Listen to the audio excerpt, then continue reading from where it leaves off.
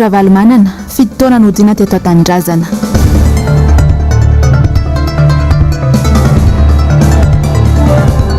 Orinasa tsampanjakana ianao Andriamatoa no mamotika azy ireny.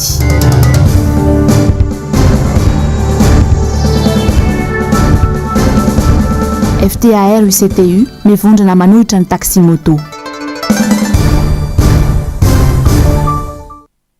Dia mikafaliny indray ary tomboky lasy sy tomboky vavy no iaraka aminao ato anatin'izao fotoana ny fampahalalam-baovao ny MBS amin'izao takariva izao ka manolotra ny araba ary manasanao anaraka ny fotoanany vaovao hatramin'ny farany. Araky ny efa naratsika tao anatin'ny lohatenim-baovao iny ary 13 Oktobra 2024, 13 Oktobra 2024 feno 7 taona katroka androany ny nipotrany marika Ravalomanana teny amin'ny trano fonenany teny Faravohitra ny lazany ny fiverenany indray an-tanindrazana rehefa voatery nandao an'i Madagasikara ny martsa 2024 ny sy ny fanonganam-panjakana izay notary ny filohan-kehitriny Andry Rajoelina. Maro ny sedra nolalovana nandritra izay saingy mbola mijoro Ray aman-dreny ary mikatsakatranty ny masoa ny vahoaka malagasy ny filoha marika Ravalomanana. Ny andindin'izay ary finitiny ny zavandremahefa sy tokatra maro lahy. Vokatry ny fanonganam-panjakana ny taona 2024 natao sesitany ny filoha marika Ravalomanana. Ny 17 Martsa 2024 no niala teto an-tanindrazana ny filoha marika Ravalomanana. Tany Swaziland sy Afrika Atsimo no nialokaloka izy sy ny fianakaviany. Maro ireo sedra nolalovana nandritra ireny fotoana ireny. Ohatra ireo notamany sesesy tsy nahafahan'ny filoha marika Ravalomanana miditra tanindrazana. Ny 12 Janoary 2024 ohatra tsy niambahamba mihitsy ny generaly Risara Ravalomanana nilaza fa vonina andray ny filoha marika Ravalomanana arosamborona sy iogarena vetrany sy ravatany voatongeto. Na dia teo aza ireo sakana samihafa dia tapaverina ny tanindrazana ihany ny filoha marika Ravalomanana ny 13 Oktobra 2024. Efa eto ao izao fa aza nytanina hoe ahoana no natongavako teto hoy ny filoha marika Ravalomanana teny Faravohitra raha nitafa tamin'ny mpanao gazety tamin'ny andro. Ny atoandron'io ihany moa izy dia nosamborona ary natao andro maso tany Antsiranana. Manana ny maizy azy ny filoha marika Ravalomanana ary nitondra vahaolana ho an'ny firenena nandritra ny fitantanany. Raha iverenana ny zava-bitany ny filoha marika Ravalomanana dia maro ireo tendro ny abo nandritra ny fitondrany. 7,100 ny tapiakara ny toe-karena na ny taux de croissance. Mandedina ny $2 miliara ny tahirim-bola vahiny tao amin'ny banky fohibe ny Madagasikara ny alohan'ny fanonganam-panjakana 2024. Laharana fahatelo amby 20 amin'ny fahavalo amby 20 isika tamin'ny resaka fahantrana ny taona 2024 ary fahadimy amby 20 tamin'ny ady amin'ny kolikoly ka tafidina tany amin'ny 250 sy fahatelo amby 30 izany ny taona 2024 hatramin'ny taona 2024. Raha refesina ny lafiny ara-tsosialy sy ny toe-karena dia nitsotsorika foana ny fiainana malagasy taorian'ny fandraisan'ny Rajoelina ny fitantanana ny firenena indroa sesy dia ny taona 2024 sy ny taona 2024. Hatramin'izao moa dia mbola mijoro ray aman-dreny ny filoha marika Ravalomanana ary mikatsaka hatrany ny masoa ny vahoaka. Tsy mitsahatra mitady vahaolana ho an'ny firenena miaraka amin'ireo mpikambana ao anatin'ny antokotiko Madagasikara sy ny RMDM izay tariny. Ny vaovao fifamoivoizana eto Antananarivo dia nanao valan-dresaka ho an'ny mpanao gazety ny fikambanan'ny taxi eto Antananarivo renivohitra na ny FTAR ny arana tamin'ny UCTU androany tetsy amin'ny fohibe ny tetsy Ankazomanga. Ny ompana indrindra mikasika ny taxi moto indray moa ny votoatin-dresaka tamin'izany. Sary sy rindran-tsary ny tahiriny aina. Ny zoma fahavalo ny volana Oktobra taona no valan-dresaka ho an'ny mpanao gazety ny fikambanana avy amin'ny taxi moto. Nilaza ny filohan'ny fikambanana fa ho averina hodiny ianao anatin'ny filan-kevitra munisipaly indray ny mikasika ny fahazon-dalana ho azy ireo. Efa nodinena teo anivon'ny filan-kevitra nefa izany ka mpanolo-tsaina 770 amin'ny 450 no nitsipaka azy. Ankehitriny dia miteny izay hoe Andriamatoa be ny tanàna tany ny teny nomenao sy nolazainao ary naparitako tamin'ny page Facebook fa manaja ny tapaka ny hevitra tapaka ny mpanolo-tsaina ianao fa izay tapaka tamin'ny fotoana io dia tokony tsy averina hodiniana intsony satria sady manakirotana ny asanay taxi ny manimba ihany koa ny fifamovozana eto Antananarivo renivohitra izany. Ankehitriny izay dia miara-miompeo fa tsy anaiky mihitsy ary tsy anaiky intsony ny ho atao kilalao tahaka izany ny fitondrana ny tanàna Antananarivo ka izay efa notapahana dia ho averina hodiniana indray. Lavinay marindrany tompoko ny famerenana ny fandiniana an'io eo anivon'ny commune sy eo anivon'ireo mpanolo-tsaina. Nanatanteraka fivirimbe ihany koa androany ny UCTU mampivondrona ny coopérative mpitatitra eto Antananarivo renivohitra mikasika ihany ny taxi moto mitovy hevitra manohitra ny fisiny. Marina etona koa zany fa tsy ny taxi rery ihany no miady an'io zavatra io fa miompy eo aminay koa ny taxi be zay tsy voandroany zany nefa nidinian'ny taxi be fa tamin'ny andron'ny tompoko la Bernardin nefa nandeha io resaka taxi moto io ary tamin'izay fotoana zay nefa nandavany zareo an'io zavatra io ka hatramin'izao tsika miresaka zao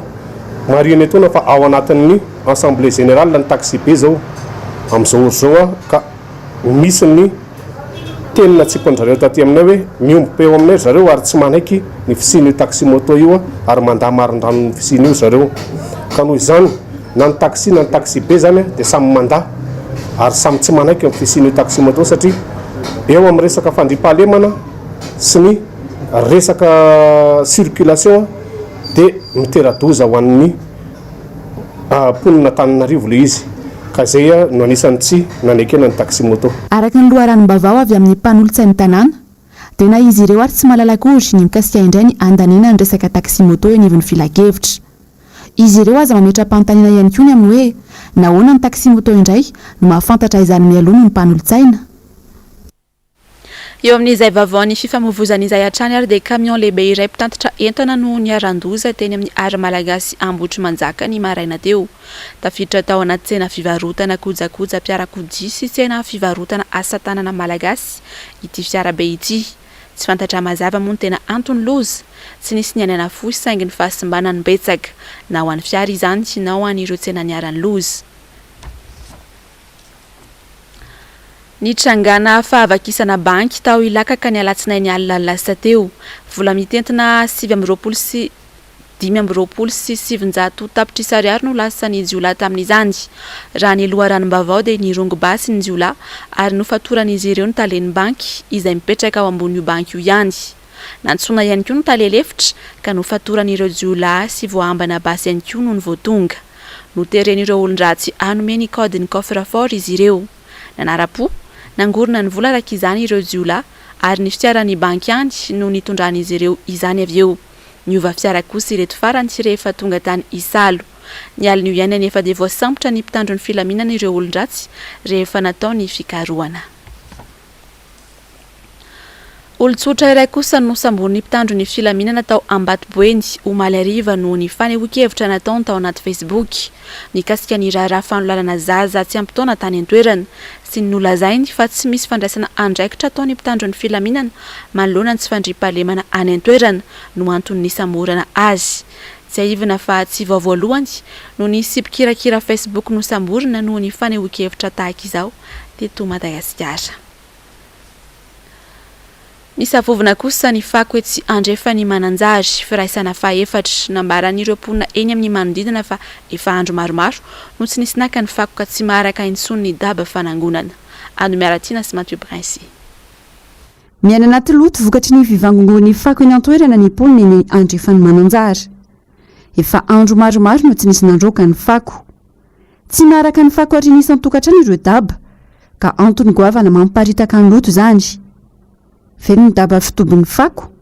saingy mbola misy miparitaka eny ivelany sy ny manodidina azy. Tsy azo iainana ny fofona sy ny lalitra mitangorona vokatra izany. Mpivarotra avokoa anefa no manodidina azy. Misy fiantraikany goavana amin'ny asa fivelomana izany,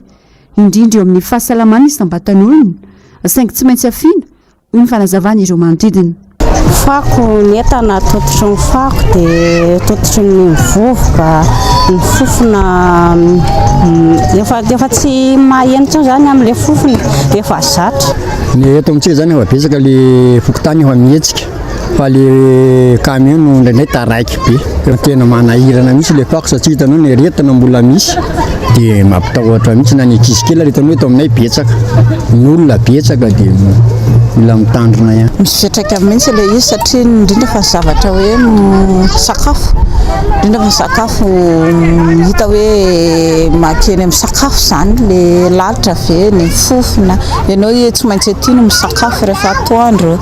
manaiky mora fotsiny nana dina moa zany ny hevitra tokony hoe mety tsy haiko izay fandaram-potoana andry zareo any fa maka le izy fa izy rehefa mihoatra ny herinandro eo zareo tsy maka dia efa mitovy be eo fa herinandro mahery ve zay zany tsy nanakandro zareo teo vahoaka moa zany tena azony satria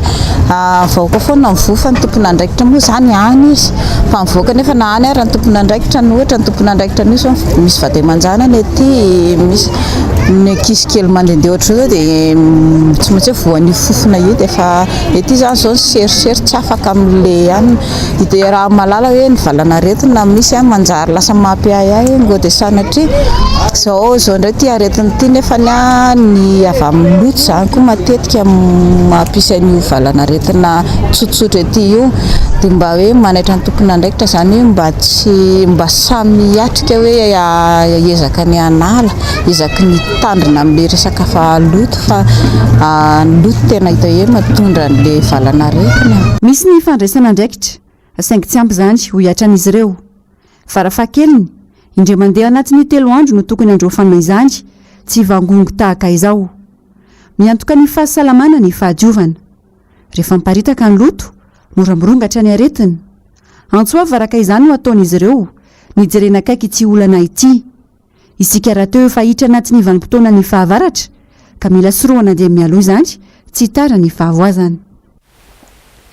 Ny resaka tolotra avy amin'ny orinasa jirama kosa no anisan'ny tena mampitaraina malagasy amin'ny mpiaro ny izony mpanjifa amin'izao hatrany amin'ny faritra mihitsy mihoatra ny 700 izay fitarainana voarain'izy ireo izay raha ny tatitra avy amin'ny PMH na ny mpanjifa mirahina sary sy rindran-tsary ny tahiriny aina.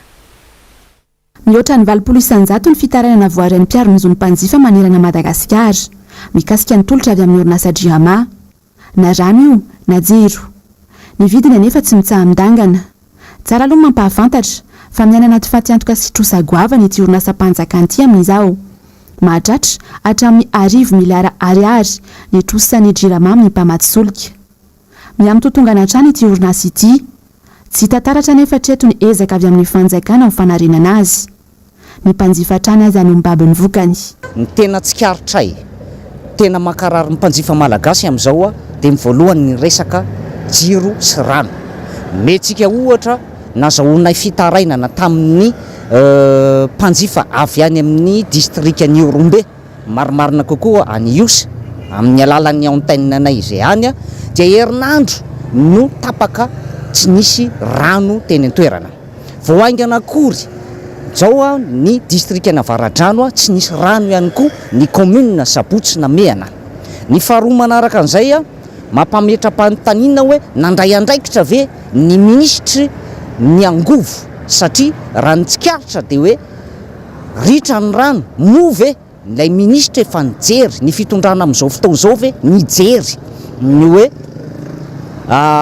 amahana ny olana rehefa tonga amin'ny vanim-potoana maharitra ny rano zany hoe mila mijery alavitra zany. Ny nahagaga nefa na dia miaina afaty antoka toy izao aza ny orinasa jirama dia mbola fahitana faktura toy ity.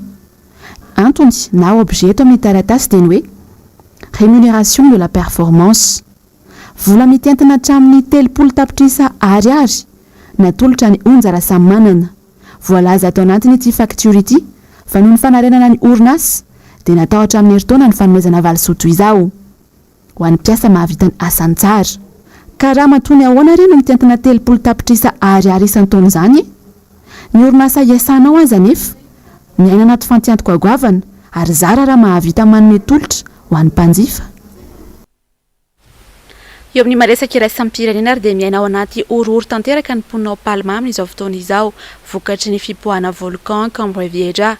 mbola mandravarava any an-toerana ny ranom-bolkano ka ponina ny zatony indray ny voatery ny ala tao amin'ny toeram-ponenany Nzavandre Mahefa sy Tokra Marla. Herinandro maromaro taorian'ny fipoahan'ilay volcano Oktobra tao Palma mbola mahery vaika ny vokatra tsy naterany ary tanàna maro no olona sibatry ny ranom-bolkano hatramin'izao. Vahoaka mahery ny 700 no voatery no esoriny ny manam-pahefana atao amin'ny toeram-ponenana no maly raha toka ny tanina tsy voakan'ny trano kosa izy ireo teo aloha noho ny fahasimbana orinasa mpanao simenitra iray izay mamoaka entona misy pozina vokatra ity volkano ity. Efa 70 taona mahery izay no nipetraka sy niaina teto amin'ity toerana ity zahay mino izahay fa tsy ho tonga any amin'ny trano fonenanay sy io ranom-bolokano io hoy ity rem-pianakaviana ity. Tsy maintsy miala kosa nefa izahay hoy ity ray-pianakaviana ity sy rehefa izay no hita ny manam-pahefana irovana ny ainay. Ahina mafy ny lafy ny ara-toe-karena ao amin'ity nosy ity amin'izao fotoana izao na dia eo aza ireo mpizahantany sy liana amin'ny resaka volokano. Saika tsy mandeha ary tsy misy olona avokoa amin'izao ireo trano fandraisam-bahiny sy any an-toerana. Misy fiantraikany amin'ny fitaterana na bakabaka ihany koa ny lavenona sy ny setroka nateraka ny fipoahana. Zara raha misy olona eny amin'ireo toeram-pitsangatsanganana sy ny morontsiraka.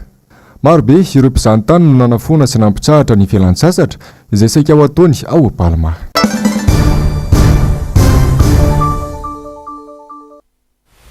Anaraka ny vaovao politika ary sika anisan'ny songadina androany sy dia nipotika tanteraka ny orinasa mpanjakana ho ny mpanao politika James Hatsima manoloana ny toedrara eo anivon'ny orinasa Air Madagascar.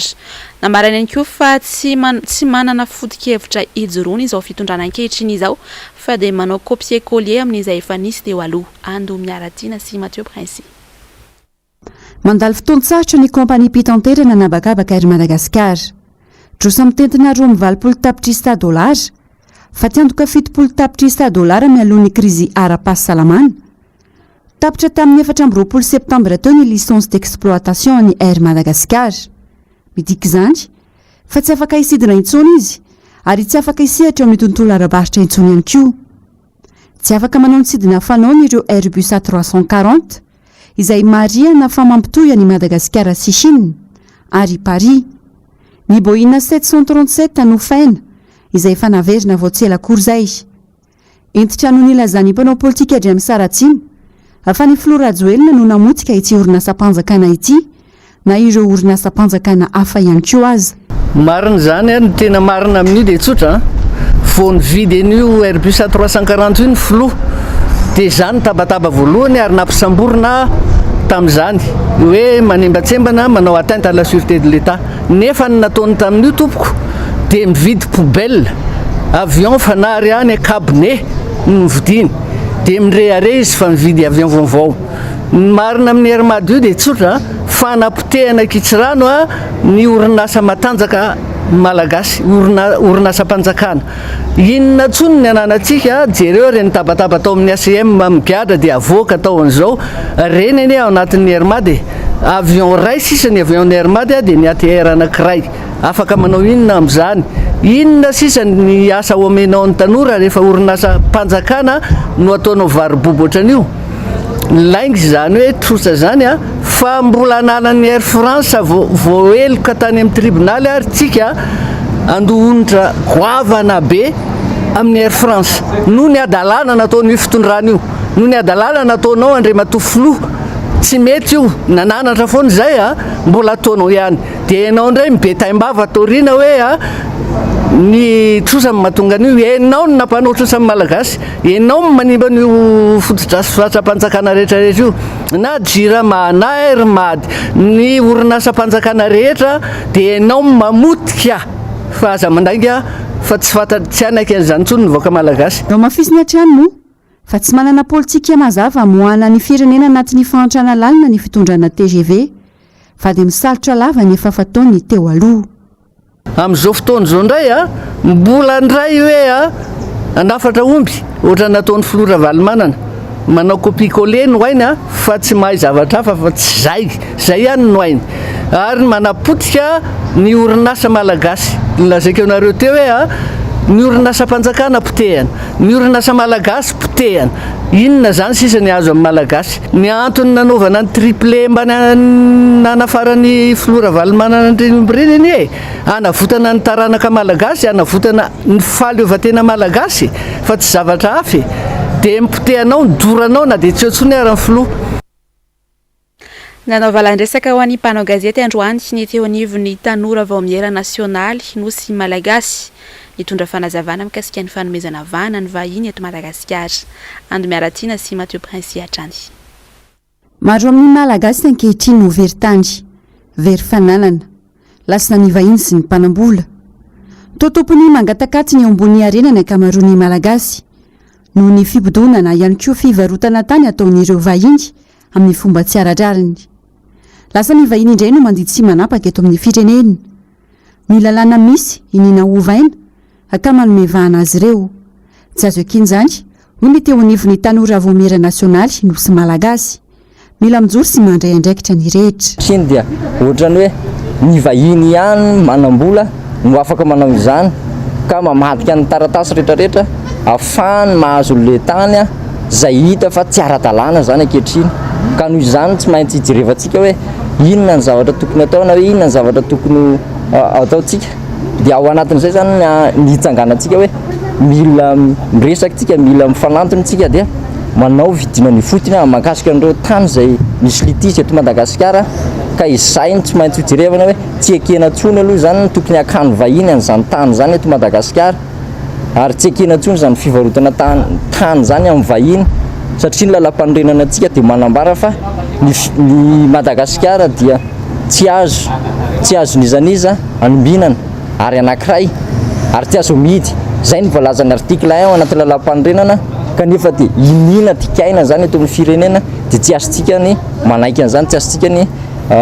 hijery fotsiny ny zavatra iainan'ilay vahoaka fa tsy maintsy mijorotsika hiaro azy ireo ary eto dia efa manao antso avo amin'ny tompona ndraiky mpanjakana manomboka eny amin'ny commune manomboka ena domaine topoa ary indrindrindra ny eny fitsarana hoe mba tokony hijery ny tombontsoam-pirenena mba tokony hijery ny tombontsoan'ny vahoaka malagasy fa tsy anaiky sy raitsokombakomba amin'ny famadihana taratasy hosoka zay sokatsitsika hoe hosoka ary feno kolokolona ao ambadika an'izany dia tsy azontsika ekena zany ka miantso azy ireo mba ho tonga saina hoe aleo hijery ny tombontsoam-pirenena sy tombontsoam-bahoaka isika mampiakapeo ankehitriny ny mponina maro vitsika iarany tsindry azo lena manoloana ny fimpitona tany ataony vahiny enay nandritry ny taona maro tanimbary zany io dia ankehitriny dia misy le taranak'le colon satria tany io dia tanin'ny colon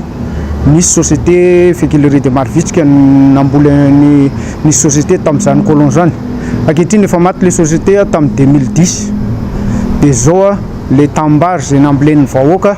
no teren'ireo taranaky ny mpanjanaka hoe andoha hofatany ny vahoaka dia zay sy olo tena pokon'olona tao anatin'io faritsy io dia nitoriny satria nanaovany ady maika dia nisy ny expulsion dia nitoriny zay dia lazaina fa miditra keriny amin'ilay tany dia voany didim-pitsarana sazy miatra sy lamandy ka mitaraina aminareo mpitondra fanjakana zay tanora sy vahoaka ao anatin'ny fokotany sy ny commune Belavabary mba hijery akaiky an'io problème ny marivitsika io satria efa maro ihany ny lalana efa nalenay efa nisy ny fotoana ny fangatanay any tany io ara-panjakana nanao prescription acquisitive hatramin'izao mbola tsy hitanay zay tena marina 13 Oktobra 7 13 Oktobra 1 mitsingerin''andro anty ny fahefa-taona nahafaty ny filoha teo aloha ny profesora Albert Zafy teo amin'ny 70 taonany ho fahatsiarovana azy ho rahantsika atao anatiny ity fanadiadiany ity ny ampahandalana ny ainany rindrantsary ny Manora Andriamalala raha vao miteny zao hoe reine démocratie dia misy sara avy hatrany ao an-tsainao hoe eny Albert Zafy miresaka eto filoham-pirenena ny taona 770 hatramin'ny taona 770 izay tokoa no anisan'ny antsoina ity filoha teo aloha ity nametraka tantara maro teo amin'ny firenena izy indrindra eo amin'izay fampanjakana ny demokrasia izay ny ainany ny empêchement izay nataony avy eo anivony antenueram-pirenena azy ka nankatoavin'ny fitsarana avy momba ny lalam-pandrenana ny faefatra ny volana septambra 770 voalohany teo amin'ny tantaran'i Madagasikara no nisy toy izany nanaiky mora ny fanesorana azy ity filoha voalohany repoblika fahatelo ity ny mpandinika politika tamin'izany aza nilaza mihitsy fa azony natao tsara ny tsy nanaiky ny fanapahan-kevitra iny tamin'ny alalan'ny fanafoana ny fotoam-piasana sy olo-mavam-bahoaka saingy tsy nataony izany ho fanajana ny demokrasia nanaiky mora ny fahareseny ihany koa izy nandritra ny fihodinana faharoa ny fifidianana izay ho filohampirenena ny 770 teo anoloan'ilay mpifanandrina taminy Didier Ratsiraka anisan'ny nampiavaka azy izay fandalana ny demokrasia izay na tsy teo amin'ny fitondrany intsony azy izy le hoe fampiavanam-pirenena efa io fampiavanam-pirenena io ny hoe elana amin'le hitanareo ohatra le valifaty politika hitantsika amin'izao fotoana hoe zahay zany zay niara-dia taminy hatramin'izay zany mahafantatra hoe tenako manokana moa zany nalefa ny ona tamin'ny ray aman-dreny ny conférence épiscopale nalefa niona tamin'ny ray aman-dreny ny FFKM, nalefa niona tamin'ireo expert tamin'ny fotoanandrony a le nanangana n'le CFM hoe ny zavatra tsy maintsy ataotsika zany raha tiatsika androso Madagasikara de apetraka le fampiavanam-pirenena ny tena mitombony fanamboarany fotony le firenena miainga avy any amin'ny fokotany io zany a miakatra hoe zay zavatra zay a efa ela ny adivana an'izay fa ny olana zany a everin'ny namana sasany hoe resaka antony politika le izy fa le izy tsy resaka politika fa rehefa resaka mihitsiny hoe fanaovana atao zavatra matotra zany eto amin'ny firenena raha tsy zany tsika zany mbola tsy miongana akory zany zay fitondrany eo a de fa hoe ho avy sady mivalifaty de raha hiditra foana zany tsika ao anatina lojika na valifaty tsy misy fampandrosoana mihitsy ny firenentsika ny aina fiovana goavana ihany koa nandritra ny androny ny fiarahamonim-pirenena sy ny sehatry ny serasera sy fanaovangazety teto amintsika nanafoana ny sivana izay ny ainana nandritra ny andro ny sosialista izy tao anatin'ny repoblika faharoa nampiary ny arabaky teniny hoe fahalalana maneho hevitra eo amin'ny gazety sy fikambanana fahalalana sy fitoviana eo anatrehany lalàna izay raha teo ihany koa ny teny filamatra ny antokony tarehiny UNDD na ny Union nationale pour le développement de la démocratie olomanga anisan'ny vitsy azo atao filamatra ilay filoha miaraka amin'ny satroka-penjiny hiakatra fitsarana ny zoma ho avy izao ny raharaha fanesorana ny mpanolotsainy tanàna n'Antananarivo nitondra fanazavana makasika izay indrindra ny mpanolotsainy ny tanàna Rasolon'Omena Dieudonné nambarany ary fa tsy azo ekena velively ny fanaovana tsindry toy izao fanazavana raha tena mahatsara tena izy fa pitarika de tokony namorentsika de teo ny fanazavana de teo ny hitany hoe mety sa tsy mety fa tsy izay le nataony fa na famalina an'le taratasitsika raha tsy nataony any amin'ny préfet lazaina fa ailany any amin'ny préfet le zavatra hoe tsy neky amin'ny préfet tsy neky amin'ny préfet nefa raha tokony ary raha namaly ny préfet hoe tsy manaiky an'le izy a de tokony asehony antsika ny hoe tia ny taratasy avy amin'ny préfecture tsy manaiky an'le zavatra nangatahanaareo de eo tsika mahita an'izay tokony atao fa araka le teniko teo hoe zany eto de ataoko zay atao zay le izy ny fanasorana mpanolotsaina eny olombofidy ary matoa izy olombofidy misy olona ny fidy anazy tao tsy vita fotsiny hoe hoetiko ary ty de hoasoriko ary tsy orinasan'ny olona anankiray akory ny filan-kevitra ka atao ohatrany hoe fitantanana orinasa zany ny tantanana an'io fa de zao dia manantena ary mandrandrany reo rehetrarehetra zay ny fidy ny tena na tamin'izao fotoana zao na tamin'ny teo aloha dia mamerina tsara aminareo fa miady ho an'ny tombotsoan'ny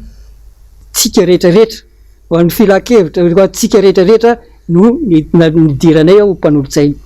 fa tsy no hoe ny tombotsoanay manokana mizoa atsika rehetrarehetra no tadiavin'ny olona ho bavoeny ka tsika tsy anaiky an'izay fa dia mametraka fotsiny zany zay ny hoe aza manaonao foana fa de sao de toy ny hitatsika tebaka anisan'ny songadina tao anatin'ny fandaharana miara-manonja ho any androany kosa ny makasika indrindra ny olona ny asa fanaovangazety eto Madagasikara ny fianjanany tady eo anivon'ny mpanao gazety ao anatin'ny cellule de crise sy ny ministeran'ny serasera ho rahantsika ny famtinana izay ary entiny onjalalaina ranaivomanana sy Manoran-Dremalala fifidianana tandrametaka ny tiany ministeran'ny serasera sy ny kolotsaina tao ka izay ny toeran'ny mpanao gazety maro mivondrona amin'ny cellule de crise tsy manana olana Monica Lasoularsan candidat tokana amin'ity fifidianana ity zahay hoy Fernand Selo saingy ny fomba hitondrana ilay fifidianana ny tsy manara-dalàna fanampitehana ny asa fanaovangazety izao fitsabana fifidianana nataony avy anivon'ny ministeran'ny serasera sy ny kolotsaina izao ary tsarakaraka ny zavatra nyteneny ny fony izy mbola mpanao gazety no ataony lalatiana rakotondrazafy amin'izao rehefa tonga eo amin'ny toerana maha-minisitra azy izy miaro ny mpanao gazety no asan'io lavitra fa tsy ho saribakolo minisitra akory efa atao hoe nahatsikasitra zany ny mpanao gazety mivondrona ao anatin'ny cellule de crise fa misy olana la hitontolo ny asa fanaovangazety de nivory ary rehefa nivory de nanapa-kevitra ny anao an'lay farambarana eto zany tsy pianay ao anatin'ny cellule de crise fa izahay tsy olona akory ny olana fa ilay système zany hoe misy zavatra miverimberina zay mitranga ao anatin'ilay tontolo ny ministry ny serasera ankehitriny Lalatina Rakotondrazafy tamin'ny fotoan'androny de anisany tabataba mafy ary anisany ny taona mihitsy ara ny olavitra ny mpanao gazety ny amin'ny hoe andao andeha anangana zany confédération zany rehefa miziriziry amin'ny heviny ny ministera tamin'ny andro ny Roly Mercia andeha ny tamin'ireny fotoana ireny tamin'ny taona 17 no efa tapitra mandalo zany ny olavitra ny mpanao gazety eto Madagasikara saingy zao nefa ny tsara homariana ny arahany rehetra nanaiky ny mbola nanohizany olavitra ny mpanao gazety ny asany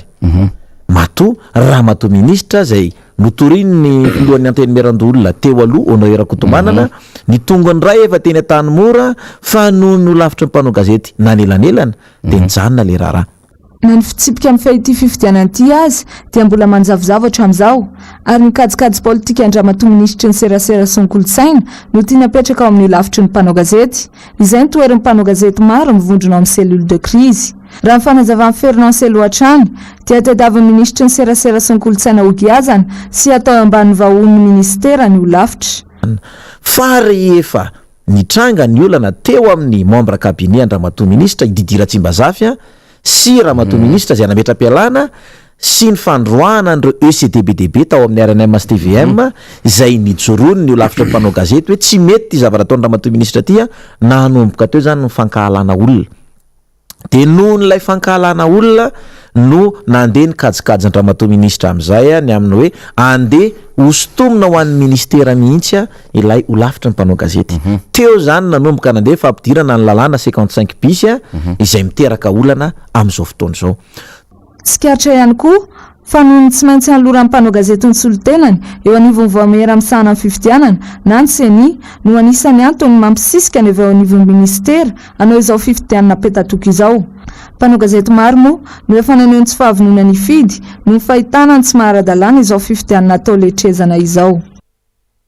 tapitra ny fampalalam-bavao izao alina izao mialohan'ny tena isa rahantsika aloha taky ny mahazaritra ho ampahafantariko anao ny fandarana oarana eto amin'ny fahitalavitry ny MBS isan'izany ny global news taky ny mahazatra ary n'izay kosa ny fandarana sahi arahana amin'ny Clémence Sararnirina sy Lilira Farala ka mpanolo-tsain'ny tanàna Antananarivo no vahiny ao anatin'izany iompana indrindra makasika ny raharaha mpitsarana ho ataony izy ho avy izao ny fandarana makasika ilay raharaha fanesorana ny mpanolo-tsainana ny tanàna Antananarivo miisa 10